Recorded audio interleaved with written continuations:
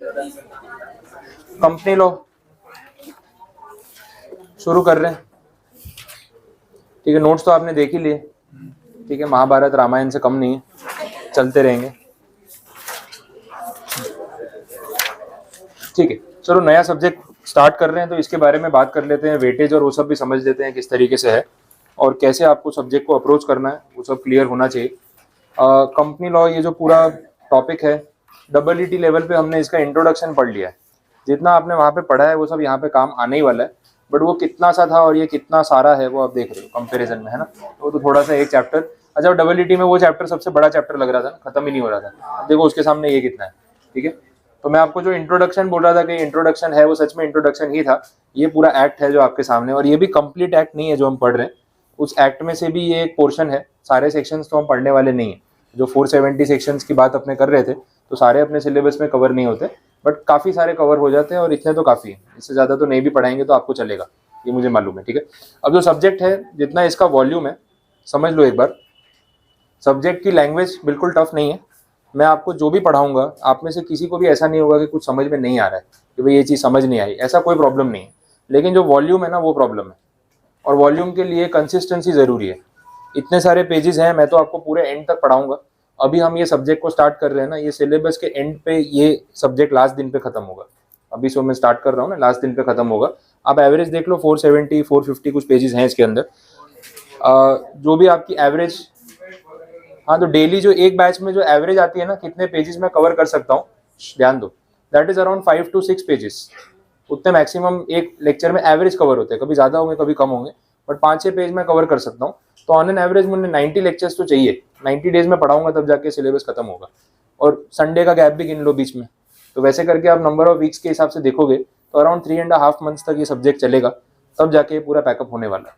तो हमें उस हिसाब से इसके साथ कंटिन्यूसली इसको पढ़ते रहना पड़ेगा। अब इसमें ये नहीं है कि मैं आपको आज अभी फर्स्ट चैप्टर पढ़ा रहा हूँ, सेकंड पढ़ा रहा हूँ, थर्ड पे आ गया, आप आराम से बैठे हो कि अभी तो सर ने पढ़ाना शुरू किया ना, हम तो शुरू करेंगे। एक वो भी अप्रोच होता है अपना कि अभी तो सर ने शुरू किया, हमको थोड़ी पढ़ना है, 4-5 चैप्टर होने दो, थोड़ा फ्लो आने दो, उसके बाद फिर हम शुरू करेंगे। फिर मैं 5 चैप्टर आगे बढ़ चुका हूँ, पहला पढ़ रहे हो, फिर समझ नहीं आ रहा पहला पढ़े या 5वां पढ़े, लेट हो चुका है तब। ठीक है, तो पहले से आपको ध्यान रखना है कि ये सब्जेक्ट के साथ आपको कंसिस्टेंट रहना पड़ेगा, क्योंकि मुझे इतना टाइम अगर पढ़ाने में लगने वाला है तो आपको भी उसको साथ साथ में पढ़ते जाना है। दूसरी चीज़ ये है कि जो वेटेज है, जो नंबर ऑफ चैप्टर्स है, इंस्टीट्यूट ने उसको ऑफिशियली 3 पार्ट्स में डिवाइड किया हुआ है, और पार्ट वाइज वेटेज यहाँ पे अवेलेबल है, और वो पेपर भी पार्ट वाइज ही पूछते हैं। मतलब आपको क्वेश्चन पेपर पूरा होगा, उसमें ऐसा लिखा होगा पार्ट ए, तो पार्ट ए जो है उसका जो वेटेज है, उतने मार्क्स का कंटेंट उसी चैप्टर में से आएगा। पार्ट बी अलग रहेगा, पार्ट सी अलग रहेगा, और नंबर ऑफ चैप्टर्स के जो ब्लॉक है वो डिसाइडेड है। तो आप उसके अंदर ब्लॉक देख लो कि कौन से चैप्टर कितने मार्क्स के लिए पूछते हैं। वो वेटेज की जो आपको हैबिट भी है ना, वो यहाँ पे मैं आपको प्रोवाइड कर सकता हूँ। देखो 3 पार्ट में बांटा है, पहले समझ लो आराम से। पार्ट ए, ध्यान देना, बातें नहीं। फर्स्ट पार्ट जो है आपका part A, that is of 50 marks, मतलब आधा सिलेबस उसमें कवर होगा। तो इंडेक्स में आप देखना चैप्टर नंबर 13 तक जो है ना, 1 से लेके 13, ये पूरा आपका पार्ट ए है। This is for 50 marks, around 300 pages है, 290 पेजेस है। तो ये आपका पार्ट ए रहेगा, 50 मार्क्स के लिए कंटेंट पूछेंगे। फिर आप देखो नेक्स्ट पार्ट बी, वो स्टार्ट होगा चैप्टर 15 से लेके चैप्टर 20। ये जो 6 चैप्टर्स है ना, 15 to 20, ये आपके हैं फॉर 40 मार्क्स, पार्ट बी। ठीक है, 40 मार्क्स के लिए 6 चैप्टर। और लास्ट के जो 3 चैप्टर है, 21, 22, 23, ये है आपके 10 मार्क्स के, पार्ट सी। तो इस हिसाब से डिवाइड करके वो पेपर में पूछेंगे, तो आपको ध्यान रहेगा। और लास्ट में तो अमेंडमेंट रूल्स है, वो मैंने एडिशनल टॉपिक रखा, चैप्टर नहीं है वो, तो अमेंडमेंट्स का पार्ट है। तो ये चैप्टर्स इस तरीके से डिवाइड किए हैं। अब इससे आपको ध्यान रहेगा कि हाँ, किस पोर्शन में से कितने मार्क्स का पूछ रहे हैं। तो प्रिपरेशन करते टाइम आप इस चीज़ के बारे में ध्यान रख सकते हो। अब पढ़ना तो सब कुछ है, मैंने आपको बोला कि लैंग्वेज टफ नहीं है, वॉल्यूम है। वॉल्यूम को कवर करने का एक ही तरीका है, डिसिप्लिन, कि रेगुलर बेस में अपनी प्रिपरेशन हम करें, अदरवाइज कवर नहीं होगा। अब बाकी बातें भी समझ लो, टेस्ट के रिगार्डिंग भी, जो भी मैं आपको यहाँ पे पढ़ा रहा हूँ उसका जो टेस्ट में कंडक्ट करूँगा, तो इस सब्जेक्ट में ना चैप्टर वाइज टेस्ट लेना पॉसिबल नहीं है। आप देख लो नंबर ऑफ चैप्टर कितने, अगर मैं एक एक चैप्टर का टेस्ट कंडक्ट करूँगा तो जितने वीक्स अपने पास अवेलेबल है उसमें खत्म नहीं होगा। तो टेस्ट जो है मैं सब्जेक्ट में 2 से 3 चैप्टर्स का, 4 चैप्टर का कंबाइंड टेस्ट लेता हूँ। उसका एक रीज़न ये भी है कि जैसे JIGL अपने पढ़ रहे हैं, ज्यूरिस्प्रूडेंस वाला सब्जेक्ट है, वहाँ चैप्टर वाइज टेस्ट अपने रख ही रहे हैं। तो उससे ना वो एक एक चैप्टर प्रिपेयर करने की आपको हैबिट है। लेकिन मल्टीपल चैप्टर्स एक साथ प्रिपेयर करना वो भी यहाँ नेसेसरी है, बिकॉज एग्जाम में तो पूरी बुक एक दिन में आपको वहाँ पे प्रिपेयर करके जाना है। तो ये चीज़ तभी हो पाएगी जब आपको हैबिट हो कि हाँ 2-2 3-3 चैप्टर का टेस्ट होता है तो हम कितना याद रख सकते हैं। क्योंकि वर्ड टू वर्ड मगअप करने वाला आइडिया तो यहाँ बहुत बुरा है। अगर आप सोच रहे हो 450 पेज आप वर्ड टू वर्ड याद करके चले जाओगे तो वो पॉसिबल है नहीं, वो अप्रोच ही गलत है। तो वो छोड़ देना अगर आपके माइंड में अभी भी है तो। क्वेश्चंस भी आपको कोई स्ट्रेट फॉरवर्ड नहीं पूछने वाले कि टेक्स्ट बुक के पीछे वो जो 10 क्वेश्चंस की समरी होती है उसमें से ही पूछेंगे वही याद कर लो, यहाँ पे वो अप्रोच ही नहीं है। कंपनी लॉ का paper specifically 70 to 75% question cases के फॉर्म में आते हैं, तो आपको रट्टा मारना छोड़ना ही पड़ेगा, उसके अलावा कोई ऑप्शन नहीं है। बाकी 20-25% जो क्वेश्चन आते हैं वो डायरेक्ट क्वेश्चन होंगे, एडवांटेजेस पूछ लिए, कैरेक्टरिस्टिक पूछ लिया, डिफरेंस बिटवीन पूछ लिया, पर उसका वेटेज है ही उतना 25 से 30% होगा, उससे ज़्यादा नहीं।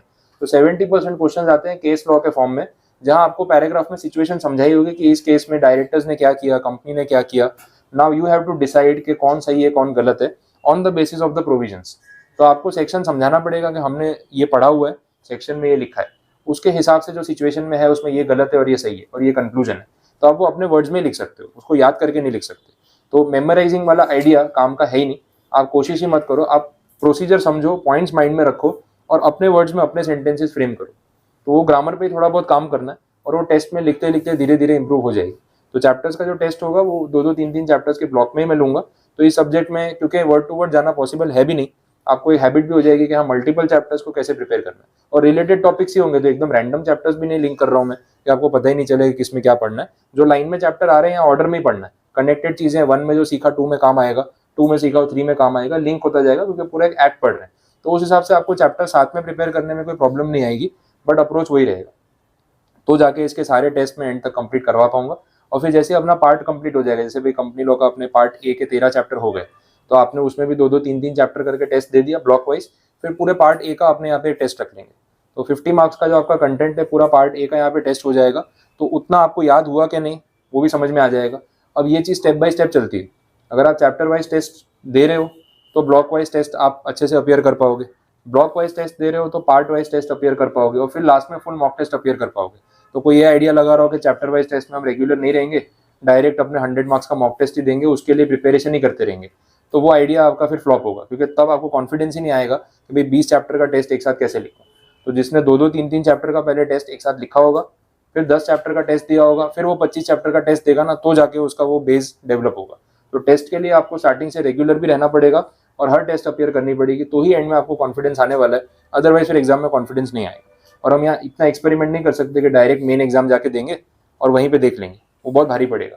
बिकॉज पेपर लिखने की स्पीड, कौन सा पार्ट पहले अपियर करना है, कितने टाइम में कवर करना है, ये एक्सपीरियंस बहुत जरूरी है। वो एक्सपीरियंस आपको यहाँ टेस्ट में लेना पड़ेगा। तो मैंने एग्जाम में ना प्रिपेयर्ड हो गया, क्या मुझे पता है कि 100 मार्क्स का पेपर अप्रोच करते टाइम क्या मिस्टेक होती है, मैंने लास्ट टाइम क्या मिस्टेक की थी, कैसे उसको ओवरकम करना है। तो सीरियस रहना पड़ेगा। अब पढ़ने का तरीका बहुत सिंपल है, जो मैं आपको डेली पढ़ा रहा हूँ 4-5 पेज का एवरेज है, वो 4-5 पेज आप डेली जाके घर पे पढ़ लो, ज़्यादा कुछ नहीं करना है, इतना कॉम्प्लिकेटेड नहीं है। और उसको पढ़ने के लिए आपको 30 to 45 मिनट्स लग सकते हैं, उससे ज़्यादा किसी को टाइम नहीं लगेगा। लर्निंग की बात ही नहीं कर रहा हूँ, सिर्फ पढ़ना है कि जो आज पढ़ाया वो कल आने से पहले एक बार गो थ्रू करके आ जाओ, कल के लेक्चर में क्या बात हुई, तो आज जो मैं चीज़ें लिंक करूंगा उसके साथ तो आपके दिमाग में तुरंत लिंक होती जाएंगी। तो पहले आपको रीडिंग मेरे साथ करना है, फिर जो टेस्ट का आपका टारगेट रहेगा उस दिन आप उसका लर्निंग वाला पार्ट फिर करोगे, भाई टेस्ट आ रही है तो अब हमें लर्न करना है। एक बार आपने सेम डे मेरे साथ जाकर रीडिंग किया, दूसरी बार आप लर्निंग के लिए बुक उठा रहे हो, बुक 2 बार घूम रही है, चैप्टर वाइज या 2-3 चैप्टर की जो ब्लॉक टेस्ट होगी उसके लिए आप प्रिपेयर कर रहे हो। फिर जब पार्ट टेस्ट आएगी कि पार्ट ए का पूरा टेस्ट है, तब वापस से एक बार रिवाइज करोगे सारे चैप्टर, वो 3rd टाइम रिवीजन होगा आपका। फुल मॉक टेस्ट के लिए आप 4th टाइम रिवीजन करोगे। और एग्जाम के दिन, एग्जाम देने जाने से पहले जब आपका लास्ट रिवीजन चल रहा होगा, तभी भी आप पूरा सब्जेक्ट एक बार रोटेट करोगे। तो ये जो बुक है आपकी, जब 5 बार आपने घुमाई होगी ना, बार बार पढ़ी होगी, तो एग्जाम में गारंटी है कि आपको पॉइंट्स याद आएंगे। एक बार में याद नहीं आते। और थियरी में मिसकंसेप्शन स्टूडेंट्स का क्या रहता है कि थियरी है, इतनी जल्दी अभी से पढ़ के क्या करेंगे, याद तो रहने वाला है नहीं। वो गलत बात है। आप पहले से जब पढ़ते जाते हो ना बार बार, तभी जाके आपको लास्ट में याद रहता है। ये तो फिर मैं आपको अभी से क्यों पढ़ा रहा हूँ, दिसंबर में एग्जाम है तो नवंबर में शुरू करेंगे अपने, लास्ट में ही पढ़ाना है। जब लास्ट में याद करना है तो तभी बुलाऊंगा ना, क्रैश कोर्स ही कर लेते हैं, क्यों इतना 6 महीना पढ़ाई करवा रहा हूँ। समझ में आ रहा है? तो थियरी को पढ़ने का अप्रोच लास्ट मोमेंट में नहीं होता है, वो पहले से जितनी बार पढ़ा होगा, बार बार बुक घुमाई होगी ना, वो देखी हुई चीज बार बार याद हो जाती है। तो 5 बार आइडियली जो स्टूडेंट बुक घुमा के जा रहा है लास्ट डे तक, उसको वो रिजल्ट मिल रहा है जो चाहिए। जो नहीं कर रहा है फिर उसको रिजल्ट भी वैसे ही मिल रहा है। जितनी मेहनत करोगे मार्क्स प्रोपोर्शनेट आएंगे। 5 के बदले 2 बार बुक घुमाई होगी तो मार्क्स भी उतने ही आएंगे, फिर वो आप समझ लो। ये हमारा भी एक्सपीरियंस है इतने साल का, आपका नहीं है लेकिन मेरा तो है, मैं इतने बैचेस में देखता आ रहा हूँ, तो वही चीज़ आपको बोल रहा हूँ जो होती है। और जितने स्टूडेंट स्टार्टिंग से टेस्ट में इरेग्युलर रहते हैं, लास्ट में आके मुझे यही बोलते हैं, तो बोले सर जो चैप्टर की टेस्ट दी थी ना वो सब अभी रिवीजन में याद आ रहे हैं, जिनकी टेस्ट नहीं दी थी उसमें कॉन्फिडेंस नहीं आ रहा। तो वो आप एंड में आके बोलोगे, इससे पहले मैं आपको बता रहा हूँ कि वो सिचुएशन वहाँ तक पहुँच गई, फिर कोई टाइम निकल गया, उसका कोई ऑप्शन नहीं। तो बेटर है कि अपने को पहले से इसमें रेगुलर रहना। क्लियर, यहाँ तक पता चला? चलो अब स्टार्ट कर रहे हैं, अपना सिलेबस देख लेते हैं इसमें। अब जो फर्स्ट चैप्टर है उसमें आपको काफ़ी बेनिफिट होगा, बिकॉज पहला चैप्टर आपका पूरा CSWT वाला ही टॉपिक है, और आपको सबको मैंने ही पढ़ाया हुआ है जितना मुझे ध्यान है, तो आपको ये चीज़ें पता भी है कि इसके अंदर क्या क्या है। तो मैं मेजॉरिटी चीज़ें इसमें से रिपीट नहीं कर रहा हूँ, जो टेक्निकल पॉइंट्स है जहाँ कोई अमेंडमेंट है वही बता रहा हूँ, बिकॉज ये सब हमने वहाँ पे पढ़ा है। आप देख लो, आपको देखा हुआ याद भी आ जाएगा सारा।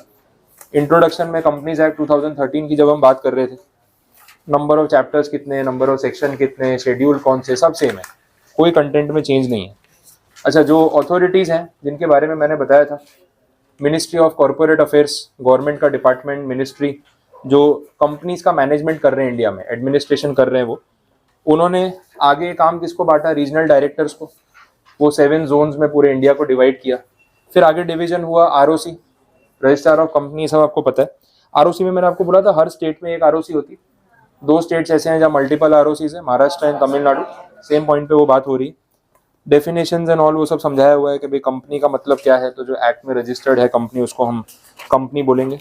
कैरेक्टरिस्टिक्स वाला आंसर भी आप देख लो पेज नंबर 4 पे, ये सब हमने डिस्कस किए थे, सेम कंटेंट था पूरा कि भाई कंपनी कैरेक्टरिस्टिक्स में क्या होता है, आर्टिफिशियल पर्सन है, कॉर्पोरेट पर्सनैलिटी है, ओनर्स अलग है, मैनेजमेंट अलग है, परपेचुअल सक्सेशन है, ये सब पॉइंट्स पे हमारी बात हो चुकी है। इनमें से ऐसा कोई पॉइंट है जो आपको नहीं याद है और आपको पूछना है तो भले आप पूछ लो, वापस बता देता हूँ, अदरवाइज मैं रिपीट नहीं कर रहा हूँ क्योंकि मैंने पढ़ाया है तो मुझे याद है, अपन डिटेल में जा चुके हैं इसमें। और ये पॉइंट्स आगे जहाँ काम आएंगे वापस मैं आपको रिवाइज तो करा ही दूंगा इन बिटवीन द सेक्शन, तो इस पर अभी टाइम वेस्ट नहीं भी करे तो चलेगा। सेम केस लॉस भी वही है, वो सोलोमन वाला केस नहीं बताया था आपको, सेम वही केसेस है, exact same content. Company citizen होती है या नहीं, कुछ ध्यान है आपको? नहीं होती। अच्छा, कंपनी का रेसिडेंशियल स्टेटस होता है, नेशनैलिटी होती है, इंडियन कंपनी, फॉरेन कंपनी, वो होता है, लेकिन सिटीजनशिप नहीं होती, ये हमने बात की थी। तो ये सब पॉइंट्स हैं यहाँ पे। लायबिलिटी लिमिटेड होती है, वो पॉइंट पे भी हम बात कर चुके हैं। कंपनी अपने नाम पे प्रॉपर्टी परचेज कर सकती है क्या सेपरेटली? बैंक अकाउंट ओपन करवा सकती है, कॉन्ट्रैक्ट में एंटर कर सकती है, ठीक है, लोन्स ले सकते हैं अपने नाम से, हो सकता है। तो ये सारी चीज़ें पॉसिबल है, कोई रिस्ट्रिक्शन नहीं है इसमें। शेयर्स की ट्रांसफरेबिलिटी के बारे में क्या ध्यान है आपको? शेयर्स ट्रांसफरेबल है या नहीं? हर कंपनी के लिए फ्रीली ट्रांसफरेबल है, प्राइवेट के लिए रिस्ट्रिक्शंस है, पर ट्रांसफरेबल है।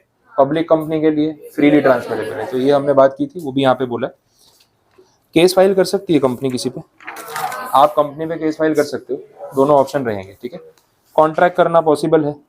कंपनी के एक्शंस लिमिटेड होते हैं ना, वो अपने 2 डॉक्यूमेंट्स, मेमोरेंडम एंड आर्टिकल्स, जिसके बेस पे डिसाइड होता है कंपनी के पास क्या पावर्स है क्या नहीं, तो वो भी यहाँ पे बोल दिया। मैनेजमेंट सेपरेट है, वॉल्यूंटरी एसोसिएशन फॉर प्रॉफिट है। एक सेक्शन 8 कंपनी इसमें एक्सेप्शन में आ जाती है। सेक्शन 8 कंपनी वॉल्यूंटरी एसोसिएशन है, but that is not for profit, that is for social service, तो वो एक्सेप्शन है, बाकी ठीक है।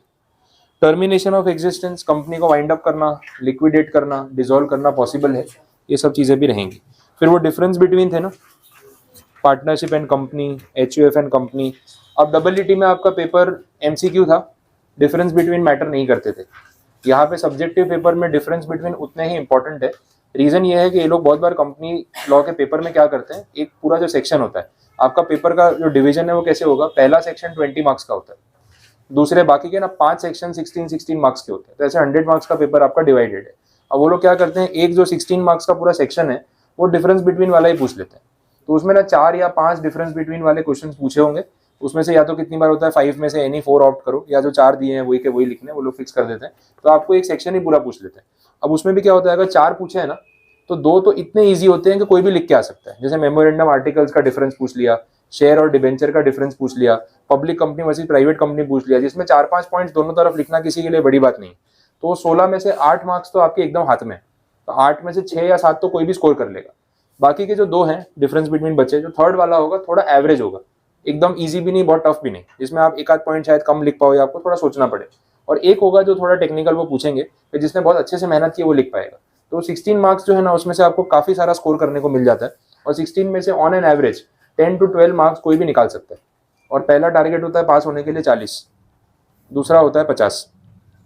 तो 40 को रेफर करके अगर 10-12 वहीं से मिल रहे हैं तो आप सोच लो कितना बड़ा वेटेज है ना। प्रपोर्शन देखो 25 से 30% हो गया उसका, तो उतना तो वहां से स्कोर कर लो, तो वो एक आपके लिए प्लस पॉइंट रहेगा। उसमें इजी से इजी कोई भी डिफरेंस बिटवीन आ सकता है जो आपको देख के लगेगा ये कौन पूछेगा। तो ऐसा थोड़ी ना पूरे पेपर में ऐसे चुन चुन के सारे टफ क्वेश्चन ही पूछेंगे आपको, कुछ तो ऐसा पूछेंगे जो आपको आता भी होगा। तो ये पार्टनरशिप और कंपनी का डिफरेंस एकदम ईजी आंसर है, ये भी वो लोग 4 मार्क्स में पूछ सकते हैं।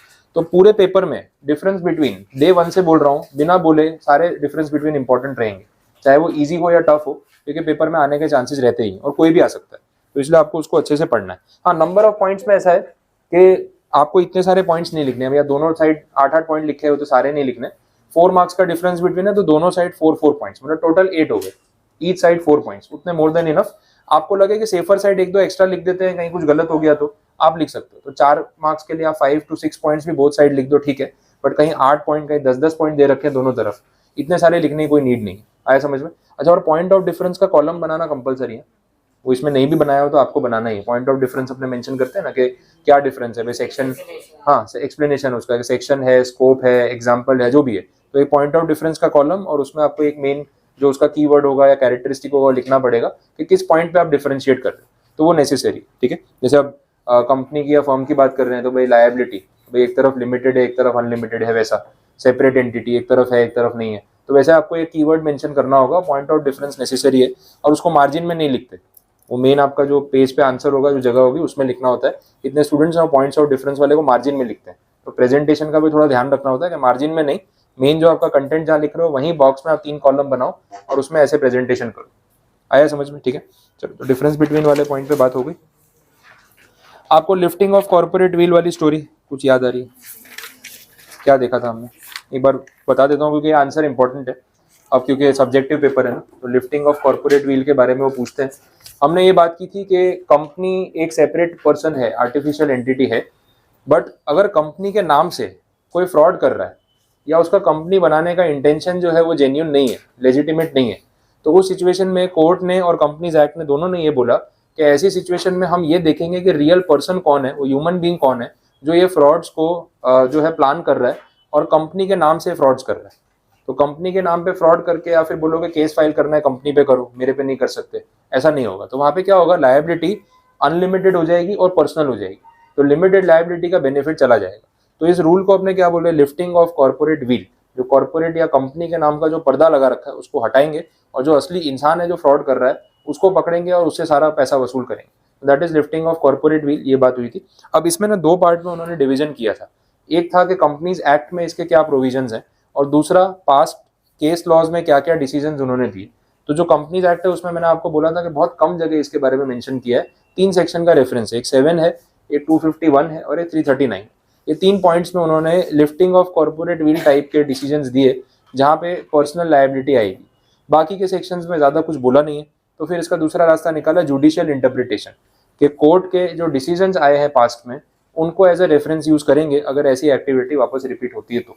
इसमें मैंने आपको बहुत सारे एग्जांपल्स दिए थे। टैक्स इवेजन के लिए कंपनी बनाई, वो लेबर लॉज में बोनस नहीं देना था इसलिए कंपनी बनाई, डिविडेंड पे जो टैक्स आ रहा था, डिविडेंड पे जो टैक्स ना भरना पड़े, इन्वेस्टमेंट्स डिवाइड करने के लिए कंपनीज बनाती, ऐसे सब इंटेंशन। फिर वो एनिमी कैरेक्टर वाला देखा था कि भाई कंपनी चाइनीज कंपनी है, इंडिया में बिजनेस कर रही है, गवर्नमेंट को डाउट है तो उसको बैन कर सकते हैं।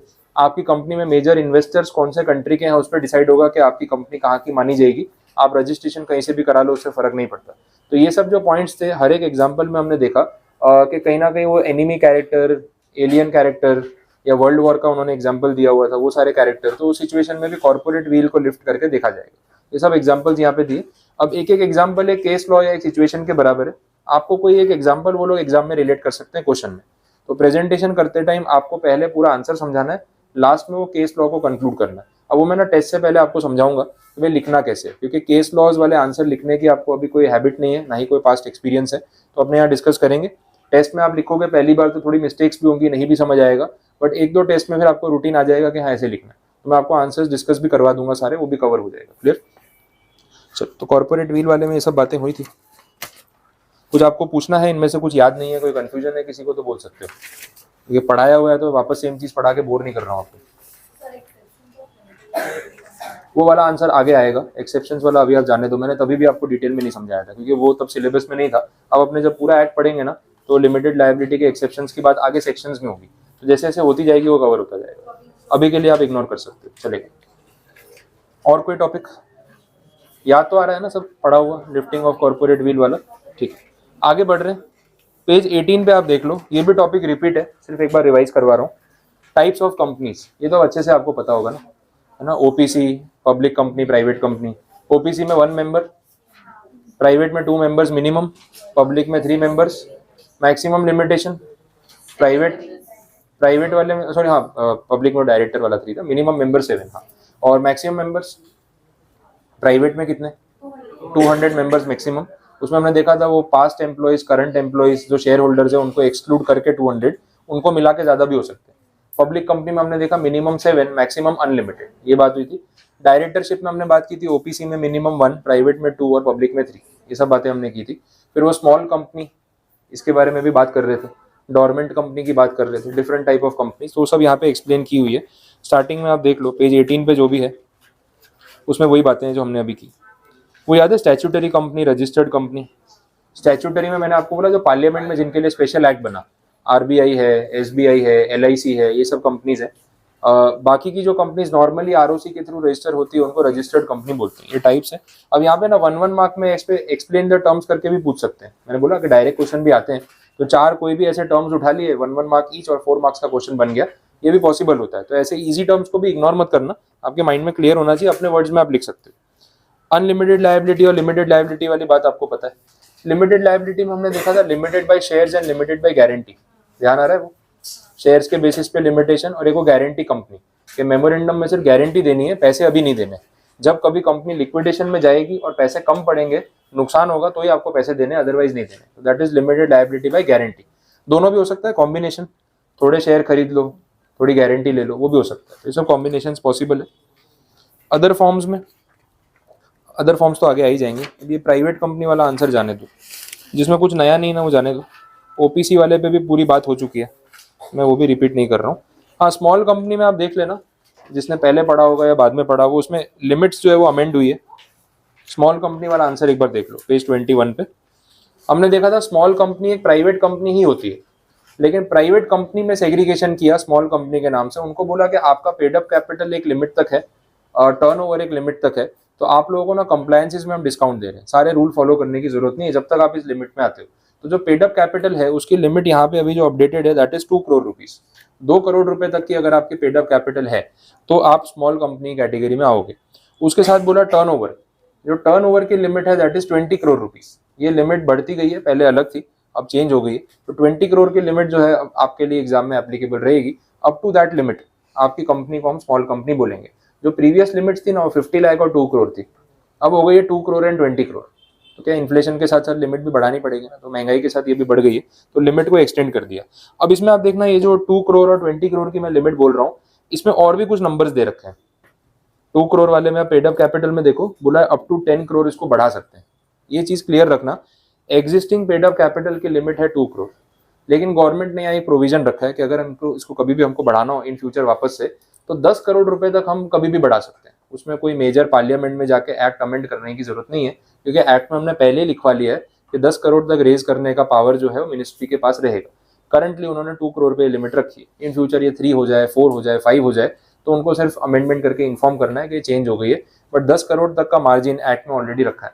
अब आपको पूछा सर करंट लिमिट क्या है, 2 करोड़ के 10 करोड़, तो क्या आंसर होगा आपका? 2 करोड़। मैक्सिमम बढ़ा कहाँ तक सकते हैं? 10 करोड़ तक। यही लिमिट 2 करोड़ से पहले 50 लाख थी ना, 50 लाख से लाए ना 2 करोड़, तो वैसे और भी इन फ्यूचर बढ़ा सकते हैं। तो 10 करोड़ रुपीज मैक्सिमम लिमिट है, अभी करंट लिमिट 2 करोड़ है। ये डिफरेंस क्लियर हो गया।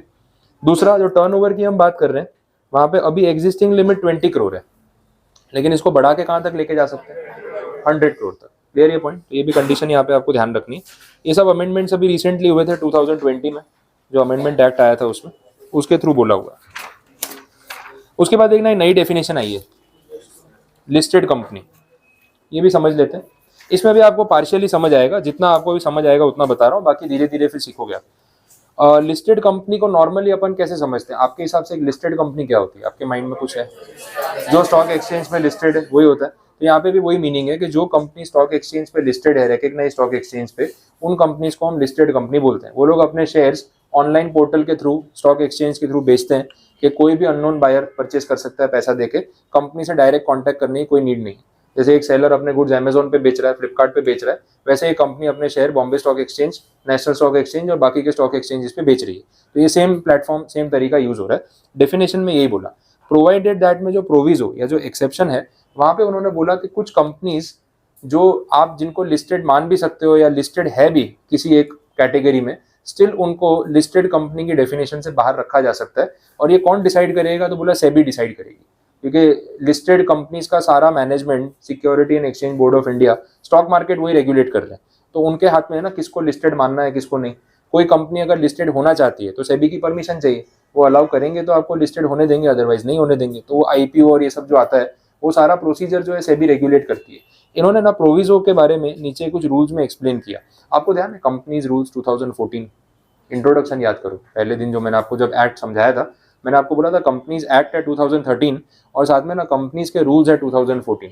मैंने आपको बोला था कि पुराने एक्ट में जो चीज़ें मिसिंग थी उसको नए में इन्होंने पहले से रिकग्नाइज किया, और ऐसी चीज़ें जिनमें फ्रीक्वेंट चेंजेस आते हैं, जो प्रोसीजरल पार्ट है, वो रूल्स में रख दिया। रूल्स को अमेंड करने का पावर मिनिस्ट्री के पास है, एमसीए के पास, और एक्ट को अमेंड करने का पावर पार्लियामेंट के पास है। तो रूल्स में वो बातें रखी जिसमें फ्रीक्वेंट अपडेट्स आते हैं। जैसे मैंने आपको एग्जांपल में बोला था, भाई फॉर्म फाइलिंग की फीस होती है, रिटर्न फाइलिंग के चार्जेस होते हैं, पेनल्टीज होती है, ये सब चेंज करने का राइट उनको रूल में मिनिस्ट्री को रहेगा, पार्लियामेंट में नहीं जाना पड़ेगा। तो ये उसी में से एक रूल है, रूल नंबर 2A, यहाँ पे रेफरेंस आपको दिख रहा है ना। तो हमने क्या डब्ल्यूटी में रूल्स नहीं पढ़े थे, ज़्यादा थे भी नहीं। यहाँ पे अब रूल्स आएंगे डिटेल में, तो आपको पढ़ने को मिलेंगे बार बार। ऊपर जो प्रोवाइडेड दैट में बोला है उसकी लैंग्वेज भी एक बार देख लो, थोड़ा लीगल लैंग्वेज आपको समझ आएगी, एक्ट की लैंग्वेज है। ऐसा बोला था, listed company means a company which has any of its securities listed on any recognise stock exchange. Recognise मतलब सेबी ने जिसको अप्रूवल दिया है कि ये एक लीगल स्टॉक एक्सचेंज है और इस पर कोई भी रजिस्टर करेगा तो वो लीगल माना जाएगा। वैसे प्रोवाइडेड दैट में बोला such class of companies which have listed और इंटेंड टू लिस्ट, मतलब लिस्ट होना चाहते हैं, such class of securities as may be prescribed in consultation with SEBI shall not be considered as listed company. तो ये exception रख दिया। तो बोले सच क्लास ऑफ कंपनीज मतलब क्या, सच क्लास ऑफ सिक्योरिटीज मतलब कौन सी, क्लियर भी तो करो ताकि हमें पता चले हम लिस्टेड में आते हैं कि नहीं आते। तो बोला नीचे रूल 2A पढ़ लो, उसमें हमने क्लियर कर दिया कि कौन सी सिक्योरिटीज को लिस्ट करने पे भी आपको लिस्टेड कंपनी का टाइटल नहीं मिलेगा। तो वो लिस्ट है यहाँ पे रूल 2A में। अब इसमें जो सिक्योरिटीज की बात की है, वो सारी सिक्योरिटीज का मे भी आपको अभी समझ में नहीं आया कि एग्जैक्टली क्या है, बट थोड़ा बहुत बेसिक आइडिया आ जाएगा। तो जितना आएगा मैं आपको बता रहा हूँ। अगर आपने ग्रुप 2 में पढ़ा हुआ है तो थोड़ा क्लैरिटी रहेगी। जो डब्ल्यूटी के बाद डायरेक्ट आप स्टार्ट कर रहे हो तो आपके लिए थोड़ा सा अलग जाएगा, तो इतना कोई प्रॉब्लम नहीं है, थोड़ा इग्नोर करना उसको। फर्स्ट पॉइंट में बोला है public companies which have not listed their equity shares on RSC. मतलब इक्विटी शेयर तो लिस्ट नहीं कर रखे हैं, बट उन्होंने दूसरी सिक्योरिटीज लिस्ट कर रखी है। कौन सी? Non convertible debt securities. Non convertible debt securities आपने 12th स्टैंडर्ड में भी पढ़ा हुआ है। डिबेंचर्स जो कन्वर्टेबल नहीं है, ध्यान है, नॉन कन्वर्टेबल डिबेंचर्स जो इक्विटी में या प्रेफरेंस में कन्वर्ट नहीं हो सकते, सिर्फ रिडीम हो सकते हैं। तो उतना तो आपको सबको ही पता है, उस टाइप की securities. On private placement basis. Private placement का मतलब सिंपल ये होता है कि हम आईपीओ नहीं निकाल रहे, प्राइवेटली शेयर्स या सिक्योरिटीज अलॉट कर रहे हैं, कि जिसको हम अलॉट करना चाहते हैं 1 to 1 उसको अलॉट कर रहे हैं। ओपन पब्लिकली नहीं बेच रहे कि कोई भी पैसा लगा लो, कोई भी खरीद लो। तो एक तो आपने इक्विटी शेयर लिस्ट नहीं कर रखे, आपने सिर्फ डेट सिक्योरिटीज लिस्ट कर रखी है, और वो डेट सिक्योरिटीज भी आपने कोई आईपीओ की तरह लॉन्च नहीं की है, प्राइवेटली सबको अलॉट किए। तो ये तो लिस्टिंग कंपनी वाला काम ही नहीं है, ये तो लिस्टेड जैसा कोई आपका कैरेक्टरिस्टिक ही नहीं दिख रहा, इसलिए बोला है कि आप लिस्टेड कंपनी में काउंट नहीं होगे। लॉजिक समझ आ रहा है? तो अभी इतना भी इनफ है basic meaning.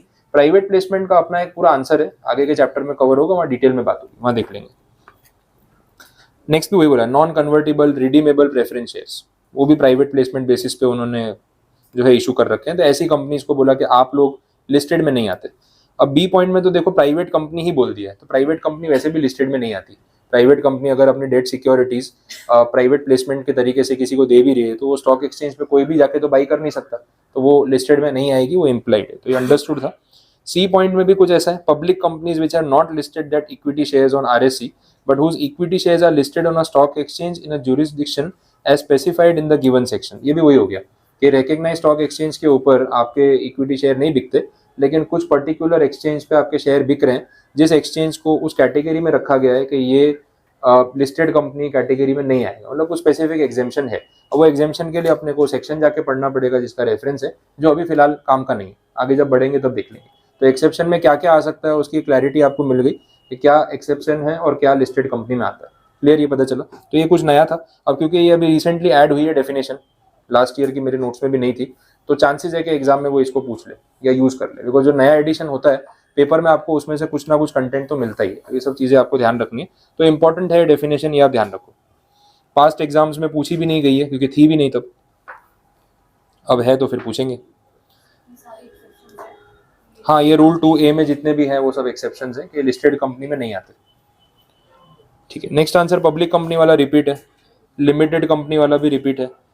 Association not for profit, section 8 company, ये आंसर एग्जाम के लिए इंपॉर्टेंट रहेगा। सेक्शन 8 कंपनी का बेसिक आपको अगर याद आ रहा हो, समाज सेवा करने के लिए कंपनी बनाई है, प्रॉफिट मेकिंग इंटेंशन है नहीं। इनके ऊपर रिस्ट्रिक्शन क्या है, डिविडेंड नहीं बांट सकते, प्रॉफिट कमा सकते हैं लेकिन मेंबर्स में डिस्ट्रीब्यूट नहीं कर सकते। प्रॉफिट कमाया भी तो वापस समाज सेवा के लिए ही खर्च करना पड़ेगा, ये एक इंटेंशन रहता है। लाइसेंस लेना पड़ता है सेंट्रल गवर्नमेंट से, सेक्शन 8 का टैग मिलता है आपको। आपके कंपनी के नाम के पीछे आप लिमिटेड, प्राइवेट लिमिटेड मत लगाओ, चलेगा। सेक्शन 8 कंपनी या नॉन प्रॉफिट कंपनी आप मेंशन कर दो, कुछ भी मेंशन मत करो, सिर्फ फर्स्ट नेम रखो तो भी चलेगा। ये प्रिविलेज है, ये कंपनीज को बहुत सारे प्रिविलेजेस मिलते हैं थ्रू आउट द एक्ट, जो हम टाइम एंड अगेन अलग अलग सेक्शन में पढ़ेंगे। उसका रीजन ये है कि भाई समाज सेवा कर रहे हैं तो सरकार बोलती है थोड़ा हम आपको रिलीफ दे देते हैं, टैक्सेशन में बेनिफिट्स रहेंगे। दूसरा ये है कि ड्यूटीज, चार्जेस, रजिस्ट्रेशन फीस, ये सब जो चीज़ें लगती हैं उसमें डिस्काउंट रहेगा। एक अपना मेमोरेंडम जो होता है, जब आप कंपनी रजिस्टर कराते हो तो मेमोरेंडम में पता है अपने ऑथोराइज्ड कैपिटल मेंशन करते हैं, मैक्सिमम कैपिटल जो हम इन फ्यूचर कभी भी इशू कर सकते हैं। वो ऑथोराइज कैपिटल आप जो मेंशन करते हो ना, उसके परसेंटेज में स्टैम्प ड्यूटी देनी पड़ती है। वैसा होता है, स्टैम्प पेपर लगते हैं साथ में। इनको बोला है सेक्शन 8 कंपनी को कि आपकी स्टैम्प ड्यूटी माफ, क्योंकि आप समाज सेवा कर रहे हो ना, आप अच्छा काम कर रहे हो तो हम भी आपसे टैक्स चार्ज नहीं करेंगे। तो ऐसी ड्यूटीज में रिलीफ मिल जाता है। These are some of the examples कि सेक्शन 8 कंपनी को क्या बेनिफिट मिलते हैं। बैंक इंटरेस्ट में उनको डिस्काउंट मिल जाता है, जमीन खरीदते हैं तो सस्ते रेट में मिल जाती है। गवर्नमेंट बहुत बार उनको फ्री में भी लैंड प्रोवाइड कर देती है लॉन्ग टर्म लीज पे, वैसे सब भी होता है।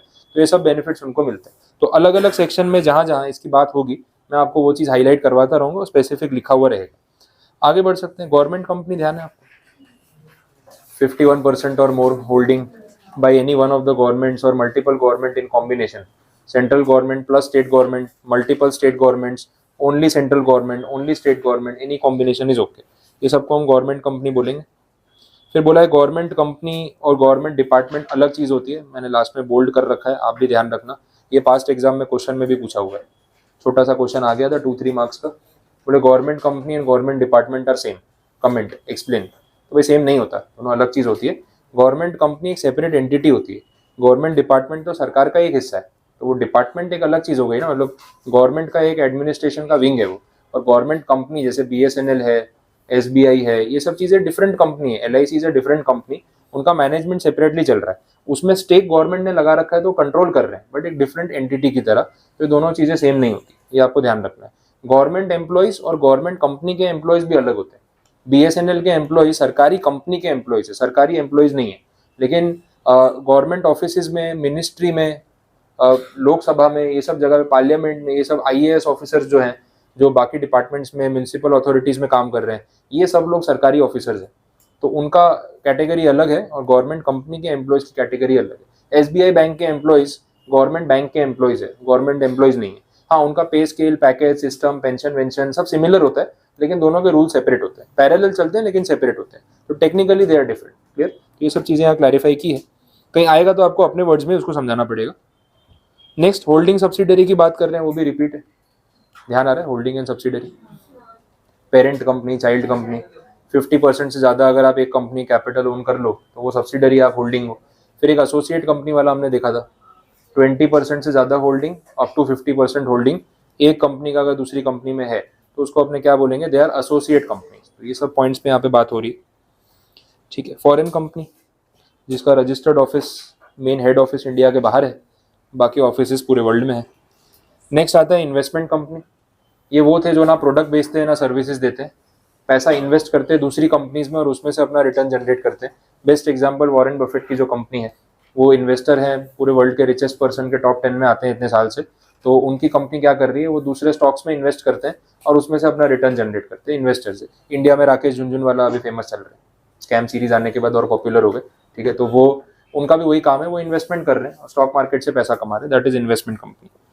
डोरमेंट कंपनी की बात यहाँ पे हो रही है, आपको याद आ रहा होगा, इनएक्टिव कंपनी जो स्टार्टिंग में अभी कुछ बिजनेस नहीं कर रही, सिर्फ बिजनेस सेटअप कर रही है, तब तक के लिए आप डोरमेंट या इनएक्टिव कंपनी का टैग ले सकते हो।